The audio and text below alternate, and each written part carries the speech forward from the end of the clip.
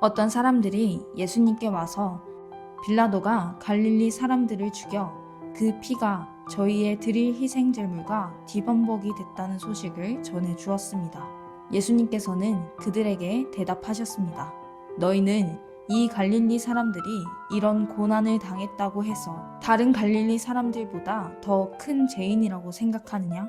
그렇지 않다. 내가 너희에게 말한다. 너희도 회개하지 않으면 이와 같이 망할 것이다. 또 실로암 탑이 무너져 죽은 18명의 사람들이 예루살렘에 사는 다른 모든 사람보다 더 악한 죄인이라고 생각하느냐?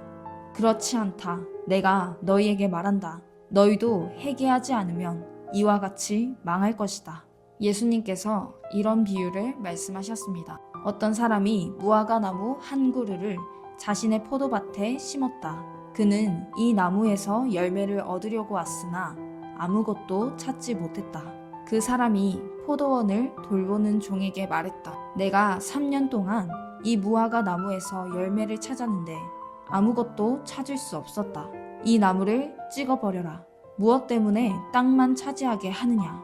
종이 주인에게 대답했다. 주인님, 올해만 그냥 놔두십시오. 제가 나무 주위에 고랑을 파고 거름을 주겠습니다. 만일 내년에 열매를 맺으면 놔두시고 열매를 맺지 못한다면 베어버리십시오. 예수님께서 안식일에 어느 한 회당에서 가르치고 계셨습니다. 거기에 18년 동안 병마에 시달린 여자가 있었습니다. 그는 허리가 굽어서 몸을 조금도 펼 수 없었습니다. 예수님께서 그 여자를 보시고 가까이 불러 말씀하셨습니다.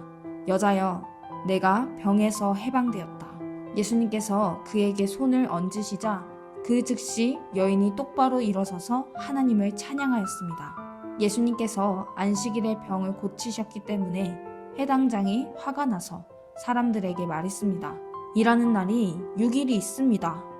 이런 날에 와서 병을 치료받으십시오. 안식일에는 안 됩니다. 주님께서 대답하셨습니다. 위선자들아, 너희는 안식일에 소나 나귀를 외양간에서 풀어내어 끌고 가서 물을 마시게 하지 않느냐? 그런데 이 여자는 아브라함의 딸로서 18년 동안 사탄에 매여 있었다. 안식일에 이 사람의 매임을 풀어주어야 하지 않겠느냐? 예수님께서 이 말씀을 하시자 예수님을 반대하던 사람들이 모두 부끄러워했고 모든 사람들은 예수님께서 행하신 영광스러운 일을 보고 기뻐했습니다. 예수님께서 말씀하셨습니다. 하나님 나라는 무엇과 같으며 무엇에 비교할 수 있을까? 하나님 나라는 어떤 사람이 자신의 밭에 가지고 가서 뿌린 겨자씨와 같다. 그 씨가 자라고 나무가 되어서 공중의 새들이 그 가지에 둥지를 틀었다. 예수님께서 또 말씀하셨습니다. 하나님 나라를 무엇에 비교할 수 있을까? 하나님 나라는 마치 누룩과 같다. 어떤 여자가 이것을 가져다가 밀가루 3말에 섞으니 전체가 부풀게 되었다. 예수님께서 예루살렘으로 향하여 가시던 중 각 도시와 마을을 두루 지나셨습니다. 어떤 사람이 예수님께 물었습니다. 주님, 구원받을 사람은 적습니까? 그러자 예수님께서 말씀하셨습니다. 좁은 문으로 들어가려고 힘써라. 내가 너희에게 말한다. 많은 사람들이 그곳으로 들어가려고 하지만 들어갈 수 없을 것이다. 일단 집주인이 일어나서 문을 닫아버리면 너희가 밖에 서서 문을 두드리며 주인님, 문을 열어주십시오 하고 말할 것이다. 그러면 그가 대답할 것이다. 나는 너희가 도대체 어디서 온 사람들인지 모른다. 그때 너희가 이렇게 말할 것이다. 저희는 주님 앞에서 먹고 마셨으며 주님께서는 저희를 길거리에서 가르치셨습니다. 그러나 주인이 말할 것이다. 내가 너희에게 말한다. 나는 너희가 어디에서 왔는지 모른다. 악을 행하는 자여, 썩 물러가거라. 아브라함과 이삭과 야곱과 그리고 모든 예언자들이 하나님 나라에 있는데 너희만 밖으로 쫓겨난 것을 볼 때에 너희가 슬피 우며 이를 갈 것이다. 사람들이 동서남북 사방으로부터 와서 하나님 나라의 잔치 자리에 앉을 것이다. 보아라, 꼴찌가 첫째가 되고 첫째가 꼴찌가 될 사람도 있다. 그때 어떤 바리새파 사람들이 예수님께 와서 말했습니다. 이곳을 떠나십시오. 헤롯이 선생님을 죽이려고 합니다. 예수님께서 그들에게 말씀하셨습니다. 가서 그 여우에게 말하여라. 오늘과 내일은 내가 마귀를 쫓아내고 병을 고칠 것이다. 그리고 3일째 되는 날에 내 일을 이룰 것이다. 그러나 오늘과 내일 그리고 그 다음 날에도 나는 내 갈 길을 가야 한다. 예루살렘 밖에서 예언자가 죽을 수 없다. 예루살렘아, 예언자들을 죽이고 너에게 보낸 사람들을 돌로 친 예루살렘아, 암탉이 날개 아래에 병아리를 품듯이 내가 내 자녀들을 모으려고 여러 번 노력하지 않았더냐. 그런데 너희는 원하지 않았다. 보아라, 너희의 집은 무너질 것이다. 내가 너희에게 말한다. 너희가 주의 이름으로 오시는 이가 복이 있다 라고 말하게 되는 날까지 너희가 나를 보지 못할 것이다. 안식일에 예수님께서 음식을 드시러 어느 한 바리새파 지도자의 집에 들어가셨습니다.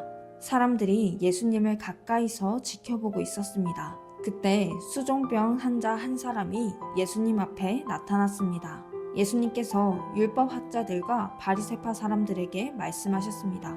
안식일에 병을 고치는 것이 옳으냐, 옳지 않느냐. 그러나 사람들은 잠잠했습니다. 예수님께서 병자를 붙잡고 그를 고쳐주셨습니다. 그리고 그를 보냈습니다. 예수님께서 바리새파 사람들과 율법학자들에게 말씀하셨습니다. 만일 너희 아들이나 소가 안식일에 우물에 빠졌다면 즉시 끌어내지 않겠느냐? 사람들은 아무런 대답도 할 수 없었습니다. 예수님께서 초대받은 손님들이 서로가 윗자리를 차지하려는 것을 보시고 비유를 들어 말씀하셨습니다. 어떤 사람의 결혼잔치에 초대받았을 때 윗자리에 앉지 마라. 혹시 너보다 귀한 손님이 초대받았을 경우 너희를 잔치에 초대한 주인이 와서 말할 것이다. 자리를 이분에게 내주십시오. 그러면 너희는 부끄러워하면서 끝자리로 내려가야 할 것이다. 너희가 초대를 받으면 끝자리로 가서 앉아라. 그러면 너를 초대한 주인이 와서 말할 것이다. 친구여, 윗자리로 올라 앉으시오. 그러면 다른 모든 잔치 손님들이 보는 앞에서 영광을 얻을 것이다. 자신을 높이는 사람은 낮아지고 자신을 낮추는 사람은 높아질 것이다. 예수님께서 초대한 사람에게도 말씀하셨습니다. 너는 점심이나 저녁을 차려놓고 내 친구들, 형제들, 친척들, 그리고 부유한 이웃들을 초대하지 마라. 이들은 너를 도로 초대하여 보답을 한다. 오히려 잔치를 베풀 때는 가난한 사람들, 걷지 못하는 사람들과 다리를 저는 사람들과 보지 못하는 사람들을 초대하여라. 그러면 너희에게 복이 있을 것이다. 그들은 내게 대갚을 것이 없다. 너는 의인들이 부활할 때에 보상을 받을 것이다. 예수님과 같이 식사를 하던 사람 중에 한 사람이 이 말씀을 듣고서 예수님께 말했습니다. 하나님 나라의 잔치 자리에 앉을 사람은 참으로 복이 있습니다. 예수님께서 그에게 말씀하셨습니다. 어떤 사람이 큰 잔치를 베풀고 많은 사람들을 초대하였다. 시간이 되었을 때 그 사람은 종을 보내어 초대한 사람들에게 알렸다. 준비가 다 되었으니 오십시오. 그러나 그들은 모두 한결같이 핑계를 대기 시작했다. 첫 번째 사람이 말했다. 내가 밭을 샀는데 가서 둘러봐야 합니다. 부디 양해해 주십시오. 또 한 사람이 말했다. 나는 소 10마리를 샀는데 이것들을 부려보러 가는 길입니다. 부디 양해해 주십시오. 세 번째 사람이 말했다. 나는 지금 장가를 들어서 갈 수 없습니다. 종이 돌아와서 주인에게 이 사실을 알렸다. 그러자 집주인이 화가 나서 말했다. 당장 가서 동네의 길과 골목을 다니며 가난한 사람, 걷지 못하는 사람, 보지 못하는 사람, 다리를 저는 사람들을 데려오라. 그 후에 종이 말했다. 주인님, 말씀하신 것들을 다 했습니다만 아직도 자리가 비어 있습니다. 그러자 주인이 종에게 말하였다. 큰 길과 골목길을 돌아다니며 사람들을 오게 하여 내 집을 채워라. 내가 너희에게 말한다. 먼저 초대받았던 사람들은 아무도 내 잔치를 맛보지 못할 것이다. 많은 사람들이 예수님과 함께 길을 가고 있었습니다. 예수님께서 이들에게 돌아서서 말씀하셨습니다. 누구든지 내게로 오면서 자신의 아버지, 어머니, 아내, 자녀, 형제 혹은 자매를 미워하지 않으면, 그리고 더 나아가 자신의 목숨까지도 미워하지 않으면 내 제자가 될 수 없다. 누구든지 자기 십자가를 지고 나를 따르지 않는 사람은 내 제자가 될 수 없다. 너희 가운데 한 사람이 탑을 세우려고 하는데 우선 앉아서 이 일을 완성하는데 얼마의 비용이 들지 따져볼 것이 아니냐. 만일 기초공사만 하고 완성할 수 없게 되면 보던 사람들이 모두 너를 비웃기 시작할 것이다. 그리고 이 사람이 공사를 시작만 하고 끝내지는 못했다 라고 말할 것이다. 만일 어떤 임금이 다른 왕과 전쟁을 하러 나갈 때 우선 앉아서 10,000명 군사로 20,000명의 군사를 이끌고 오는 자를 이길 수 있을지 헤아려 보지 않겠느냐? 이길 수 없다면 아직 적군이 멀리 있을 때에 특사를 보내어 평화조약을 제의할 것이다. 이와 같이 너희 가운데 누구든지 가지고 있는 모든 것을 버리지 않으면 내 제자가 될 수 없다. 소금은 좋은 것이지만 만일 그 맛을 잃어버리면 무엇으로 다시 짠맛을 내겠느냐? 그것은 땅에도 거름에도 아무 쓸모없어 밖에 던져질 것이다. 들을 귀 있는 사람은 들어라. 많은 세리들과 죄인들이 말씀을 들으려고 예수님께 가까이 나왔습니다. 바리새파 사람들과 율법학자들이 수군거리기 시작했습니다. 이 사람이 죄인들을 받아들이고 함께 먹기까지 한다. 그러자 예수님께서 그들에게 이 비유를 말씀하셨습니다. 너희 중에 어느 사람이 양 100마리가 있는데 그 가운데 한 마리를 잃었다고 하자. 그러면 그는 99마리의 양을 들판에 남겨두고 잃은 양을 찾을 때까지 찾아다닐 것이 아니냐. 그리고 양을 찾으면 양을 어깨에 메고 기뻐할 것이다. 집으로 돌아오는 길에 친구들과 이웃을 불러 말할 것이다. 함께 기뻐하자. 잃었던 양을 찾았다. 내가 너희에게 말한다. 하늘에서는 회개할 필요 없는 99명의 의인보다 회개하는 죄인 1명을 두고 더 기뻐할 것이다. 어떤 여자가 10개의 드라크마를 가지고 있다가 하나를 잃어버렸다고 하자. 그러면 등불을 켜고 온 집안을 쓸며 찾을 때까지 자세히 뒤지지 않겠느냐. 그러다 찾으면 친구들과 이웃들을 불러 말할 것이다. 나와 함께 기뻐하자. 잃었던 드라크마를 찾았다. 내가 너희에게 말한다. 이처럼 회개하는 죄인 한 사람을 두고 하나님의 천사들이 크게 기뻐할 것이다. 예수님께서 말씀하셨습니다. 어떤 사람에게 2 아들이 있었다. 그런데 작은 아들이 아버지에게 말했다. 아버지, 제가 받을 몫의 재산을 주십시오. 그러자 아버지는 재산을 2 아들에게 나누어 주었다. 며칠 뒤에 작은 아들은 모든 재산을 모아서 먼 마을로 떠나버렸다. 거기서 그는 방탕한 생활을 하다가 재산을 다 날려버렸다. 모든 것을 다 써버렸을 때 그 마을에 큰 흉년이 들었다. 그래서 그는 아주 가난하게 되었다. 그는 그 마을에 사는 한 사람에게 가서 더부살이를 하였다. 집주인은 그를 들판으로 보내 돼지를 치게 하였다. 그는 돼지가 먹는 지엄나무 열매를 먹어 배를 채우고 싶은 마음이 간절했다. 그러나 주는 사람이 없었다. 그제서야 그는 제정신이 들어 말했다. 내 아버지의 품꾼들에게는 양식이 풍족하여 먹고도 남는데 나는 여기서 굶어 죽는구나. 일어나 아버지께 돌아가 말해야겠다. 아버지, 저는 하나님과 아버지 앞에 죄를 지었습니다. 저는 더 이상 아버지의 아들이라고 불릴 자격이 없습니다. 저를 아버지의 품꾼 가운데 하나로 여기십시오.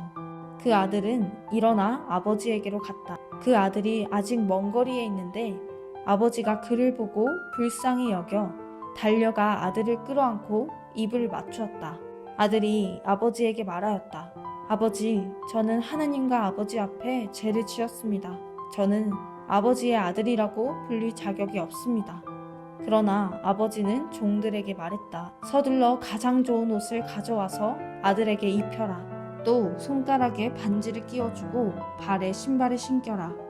그리고 살진 송아지를 끌고 와서 잡아라. 우리가 함께 먹고 즐기자. 내 아들이 죽었다가 다시 살아났고 잃어버렸다가 다시 찾았다.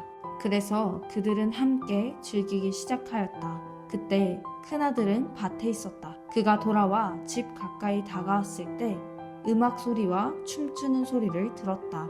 그는 종 하나를 불러 무슨 일인지를 물어보았다. 종이 아우님이 돌아오셨습니다. 무사히 건강하게 아우님이 돌아왔기 때문에 주인 어른께서 살진 송아지를 잡았습니다. 하고 대답했다. 큰아들은 화가 나서 집에 들어가려고 하지 않았다. 그의 아버지가 밖으로 나와 큰아들을 달랬다. 큰아들은 아버지에게 말했다. 보십시오. 저는 수년 동안 아버지를 섬겨왔습니다. 그리고 한 번도 아버지의 명을 어기지 않았습니다. 그런데 아버지께서는 한 번도 저를 위해서 친구들과 즐기라고 염소 새끼 한 마리도 주신 일이 없었습니다. 그런데 창녀들과 함께 아버지의 재산을 다 써버린 아들이 집에 돌아오니까 아버지께서는 그를 위해 살진 송아지를 잡으셨습니다. 아버지가 그에게 말했다. 아들아, 너는 언제나 나와 함께 있었으니 내가 가진 모든 것이 내 것이 아니냐. 내 동생은 죽었다가 다시 살아났고 잃었다가 다시 찾았으니 우리가 즐거워하고 기뻐해야 하지 않겠느냐.